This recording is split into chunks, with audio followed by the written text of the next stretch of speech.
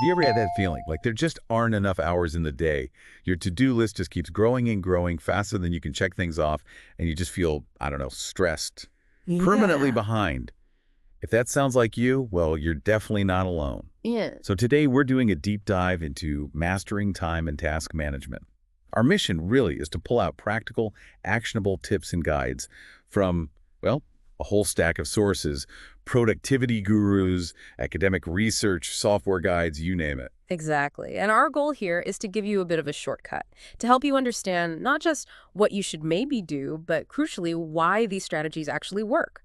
We want to help you transform that daily grind into something, more productive, definitely, but also fundamentally less stressful. So we'll dig into core principles, essential skills, and maybe some tools that can really make a difference for you. Help you get back some time and maybe some calm too. Okay, let's unpack that right away. We use terms like time management and task management all the time, right? Sometimes almost like they're the same thing. But are they? Or is there like a subtle difference that's actually important if we want to get a handle on this stuff? That's a really great question. And yeah, understanding the difference is pretty key. It shapes how you approach your whole day. They're definitely linked, but not identical. Think of task management as, well, it's the blueprint for what you need to get done. It's that whole process. Identifying tasks, planning them out, organizing them, actually doing them to reach specific goals, whether you're on your own or working with others. It involves breaking big projects down into smaller steps, figuring out who does what, setting deadlines, tracking how it's all going. Good task management, it seriously boosts productivity, helps make sure things get done on time. Then you have time management. That's more the art of planning when you'll actually do those tasks, how you'll use your time efficiently, productively, and hopefully without feeling rushed. It's really about prioritizing your to-do list, strategically deciding what's urgent, what's important, tackling those first. That's what helps you avoid missing deadlines or that awful feeling of just rushing through something. So yeah, one's about the tasks, the other's about your relationship with the clock, essentially. Okay, that clarifies things a lot. The what versus the when makes sense. But then planning and scheduling, where do they fit? Are they just, different words for the same basic idea, or is there a practical difference there too? Another tip we should know. Oh, there's definitely a difference. And getting this is, I think, one of the most powerful tips we can offer today. I like this analogy. Think of planning as the water. Mm. It's flexible. It's the big picture. Planning is where you figure out your objectives, define your goals, the what's and the why, and outline the longer term steps you need to take. It's your strategy, your overall map. And scheduling, well, that's the cup that holds the water. It's about putting specific, often fixed blocks of time aside for each task or activity. Scheduling gives you that immediate short-term structure for your day or week. It helps you actually fit everything in, which maybe counterintuitively reduces stress and stops you feeling so rushed all the time. You can't really schedule well without a plan first, right? You wouldn't know what to put in the cup. Right, right. The plan tells you what water you have. The schedule is how you pour it into the day. Got it. So let's zoom out a bit. Why should we, the listeners, really care about getting better at this? I mean, beyond just getting more done, what's the real payoff? What do good time and task management actually give us? Oh, the benefits are huge, and they really go way beyond just work. Good time and task management, it's not just about more output. It actually leads to lower stress, less anxiety. You get improved focus, you make better decisions because you're not constantly fighting fires. You're much more likely to actually reach your long-term goals, and importantly, the quality of your work tends to go up. And maybe the biggest win for a lot of people, a healthier work-life balance. I mean, imagine having more free time, more energy for personal stuff, hobbies, just relaxing without that nagging feeling of things left undone. It really gives you a sense of control back. Okay, when you put it like that, the benefits are pretty compelling. And it sounds like these aren't just vague ideas. They depend on actual skills we can learn, concrete things. Yeah. So what are those foundational abilities, the skills we really need to work on to see these kinds of changes? Absolutely. They are learnable skills. Our sources, like stuff from Coursera, point to several essential ones. First up, and maybe the most critical, is prioritization. This is all about deciding the order you tackle things. And the key insight here is learning to tell the difference between urgent tasks, things demanding immediate attention, with clear negative consequences if you delay, and important tasks. Important tasks are the ones that move you towards your long-term goals, but maybe don't need doing right this second. Like that urgent client email. Urgent and important. But planning your professional development for next year, super important, but probably not urgent today. Most people get stuck because everything feels urgent. Yeah, that urgency trap is real. Totally. Okay, second skill, goal setting. Setting clear, measurable goals gives you a path. It helps organize your list, especially for big projects.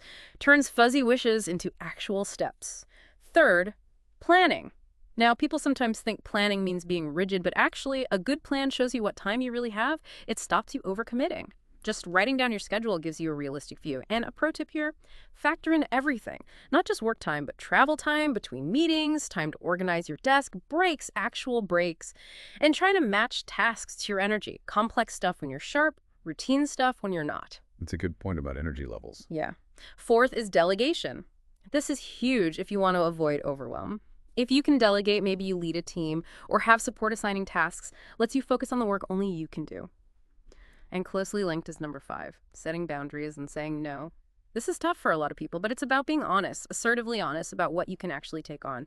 Too much means missed deadlines, lower quality, burnout. Don't be afraid to talk to your manager if your workload is consistently too high. Saying no politely is definitely a skill in itself. It really is. Okay, 6th, focus. In today's world, so important. Create an organized workspace, minimize interruptions, and try single tasking, not multitasking. Multitasking is mostly a myth. Doing one thing well is way better. And finally, number 7, automation. Use technology, project management software, email templates, scheduling tools. Automate the repetitive stuff. Free up your brain power for the important things. Prioritization really does seem like the linchpin there, doesn't it? And that urgent versus important thing, it trips so many people up. Everything feels like both when you're drowning in tasks. Is there a tool, like a concrete framework or something visual that can help us sort through that chaos? A practical tip for when it all feels like a 5-alarm fire. There absolutely is, and it's brilliant because it's so visual and clear. The Eisenhower Matrix. It was inspired by Dwight Eisenhower.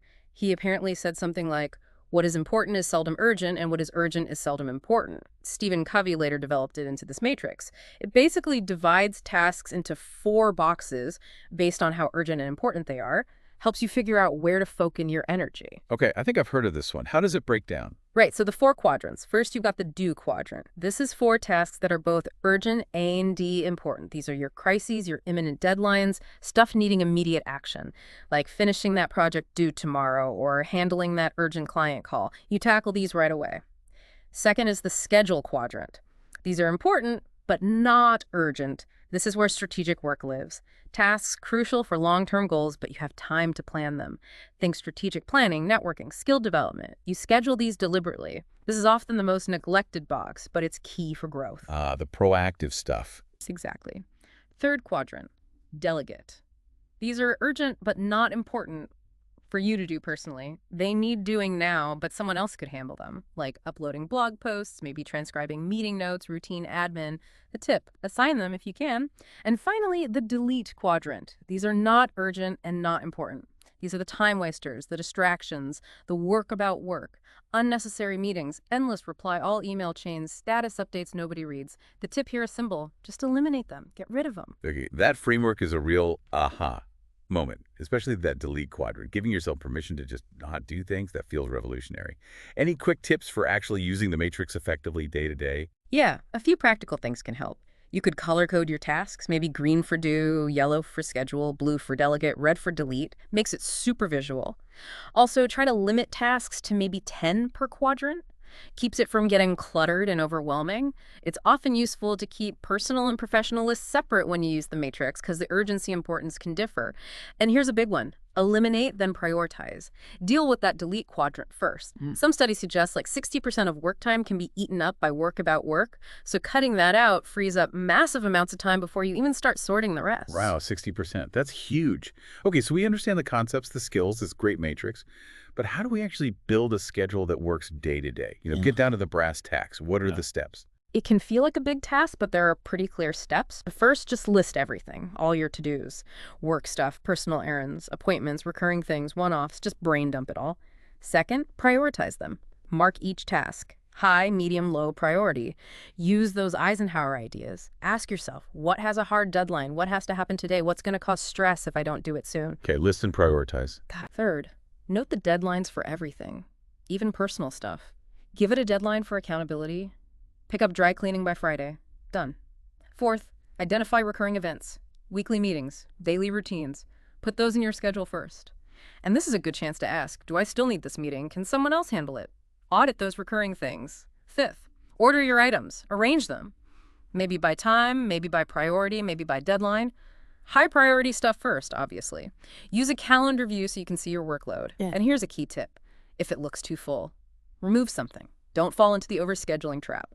And sixth, maybe most importantly, stay flexible. Life happens, right? Digital planners help here, but your schedule needs to bend, not break. It should adapt with you. Flexibility is definitely key, but some people really like structure. Are there different ways to actually arrange the schedule itself? Different styles? Yeah, definitely. One size doesn't fit all. Our sources mention three main ways. First is the classic hourly schedule. Assign specific time slots for tasks, appointments. Very structured, great if you like that clear blueprint. Second is by priority. This is more like an untimed list. You work through tasks based on importance, maybe adjusting daily. More fluid, but still ensures the critical stuff gets done. And third is by deadline. This focuses purely on urgency. You tackle whatever's due soonest, shifting focus as deadlines approach. Honestly, the best approach is whichever one you'll actually stick with. Right, find your own style. And what about specific techniques for blocking out time? I've heard time boxing and time blocking thrown around. Are those useful tips? How do they work? Oh yeah, they're super effective for focused work. Time boxing is when you allocate a fixed, realistic chunk of time in your calendar for one specific task, like 9:00, 10:00 a.m. write report section. And you focus only on that during that box. Time blocking is kind of the bigger picture version. You plan out your whole day or week in advance, reserving specific blocks of time for different types of tasks or activities like mornings for focused writing, afternoons for meetings and email. It's time boxing on a larger scale. For both, the practical tips are similar. Identify tasks, estimate the time realistically, create the boxes or blocks, making sure to add breaks and buffer time, then try your best to stick to it and definitely review and adjust it regularly. Sticking to it. And that's often the hard part. What are the biggest mistakes people make? The pitfalls that just wreck even the best schedules. And, the tips to avoid them. We've all been there, right? Trying to cram way too much in. Top 5 pitfalls and how to dodge them, according to our sources. Number 1, overscheduling. Just cramming way too much in leads to exhaustion, unfinished work, feeling like a failure. Avoid it by prioritizing ruthlessly, setting realistic goals for the day, and always leaving white space for breaks, unexpected stuff. Block out focus time and downtime. Guilty as charged sometimes. Okay, what's next? Second, failing to set realistic goals for the time you have. We tend to overestimate what we can do, forget about delays. Avoid it by breaking big projects into tiny steps, giving each step generous time, and assuming things will take longer than you think. Add buffer. Third, neglecting buffer times altogether. No cushion between meetings, no wiggle room for tasks. One small delay throws off the whole day. Avoid it by always adding 5-15 minutes between appointments or extra days for project deadlines. Lots of digital calendars can do this automatically now. Buffer time. That's a good one. Easy to forget. Super easy. Fourth, ignoring schedule adaptability. Being too rigid. Your schedule will get disrupted. If it can't flex, it breaks, and you get frustrated. Avoid it by embracing flexibility. Learn to reassess. Shift things around when priorities change. It's a guide, not a cage. And fifth, not reviewing and adjusting regularly. What worked last week might not work this week. Sticking to a failing system is inefficient. Avoid it by making it a habit maybe every Friday afternoon. Review your schedule, see what worked, what didn't, and tweak it for next week. Continuous improvement. That makes so much sense. It's an ongoing process, not a one-time fix. Okay, we've covered skills, tools, techniques, but let's be honest, sometimes the biggest hurdle is just us, our own habits. They dictate so much. Oh, completely. A habit is basically, a routine behavior we repeat regularly, often without even thinking about it. It's kind of wild. Studies suggest something like 43% of what we do every day is driven by habit. New behaviors become automatic through repetition, but yeah, old habits are tough to break because those neural pathways are really well worn. They're our default setting. So how do habits actually form? Is there like a science to it? There is. It's often described as a habit loop with 4 parts. First, there's a context cue, something that triggers the habit. Could be a time of day, a place, an emotion, the action you just finished. Second, the craving. This is the motivation. You're usually craving the outcome or feeling the habit provides, not the habit itself. Third is the behavioral repetition, the actual habit, the thing you do. And fourth is the reward. This reinforces the whole loop, makes your brain want to do it again. Could be a physical reward, an emotional one, a sense of relief. And this whole process, it can take time. On average, maybe 66 days for a new habit to feel automatic, but the range is huge, anywhere from like 18 days to over 250 days.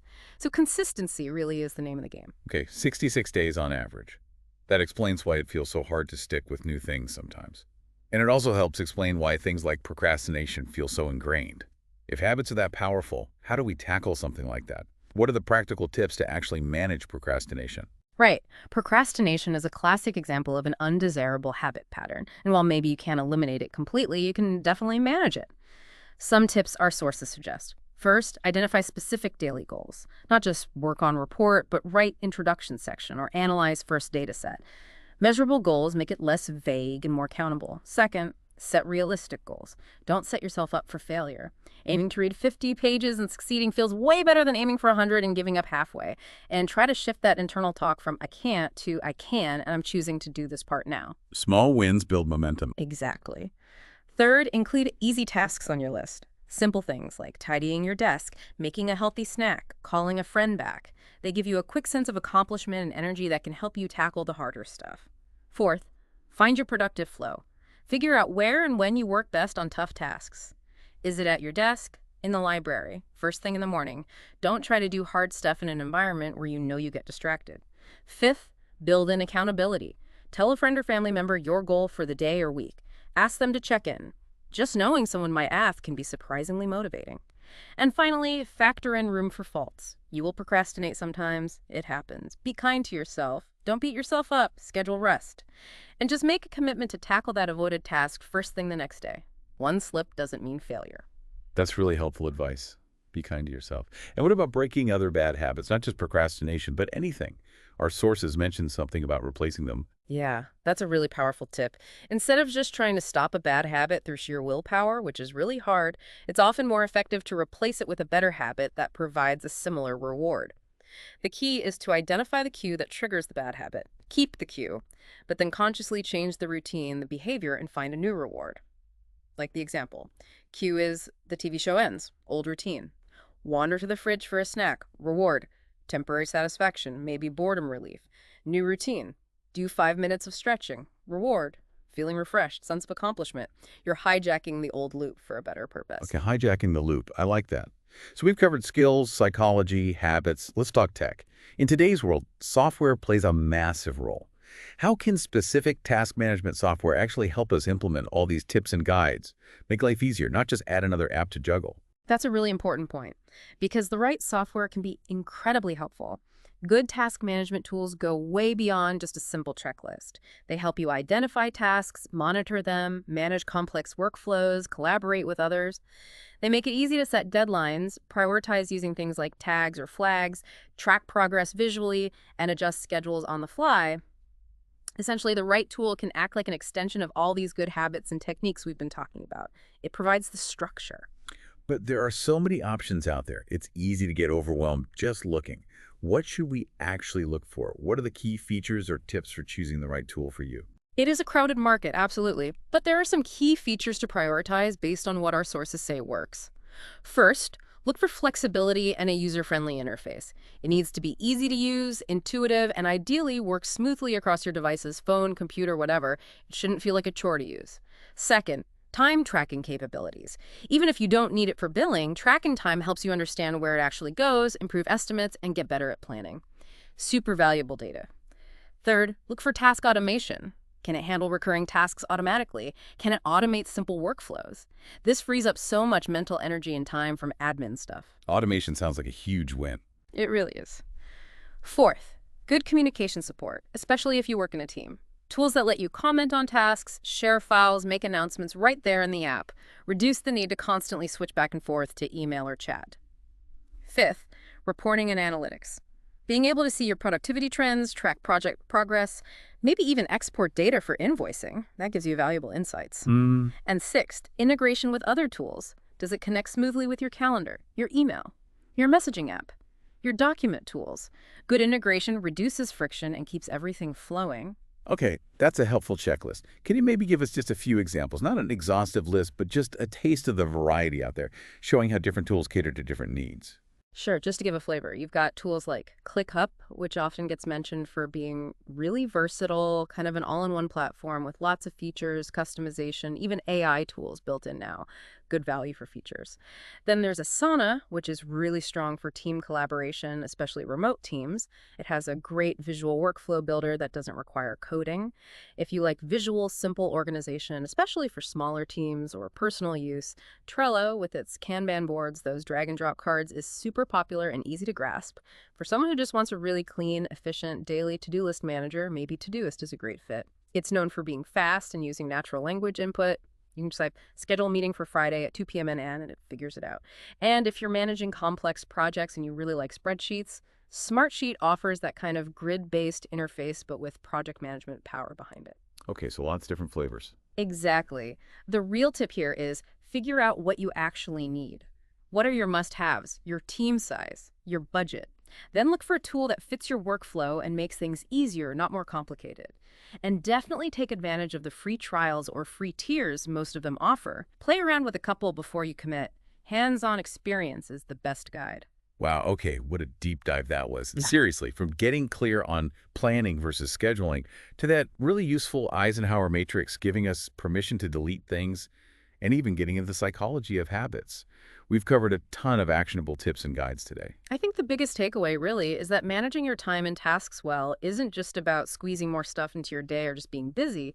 It's fundamentally about gaining a sense of control, lowering your stress levels, and actually creating the space you need to do your best work and, enjoy your life too. It's about effectiveness, not just sheer activity. Absolutely. Yeah. And it's worth remembering, right? Good habits don't just appear overnight. And that perfect schedule, it probably doesn't exist, or at least it's always changing. It really is a process. Continuous learning, adjusting, being kind to yourself when you slip up. Consistency over perfection. Couldn't agree more. So maybe think about what stood out to you today from our discussion. We'd really encourage you, the listener, to pick just one thing, one tip, maybe one skill to practice, or one tool to try out this week. Just experiment. See how even a small intentional change might create a positive ripple effect on your productivity and maybe more importantly, your overall peace of mind. That's great advice. Thanks for diving deep with us today. Until next time, keep learning, keep growing, and keep making those productive choices.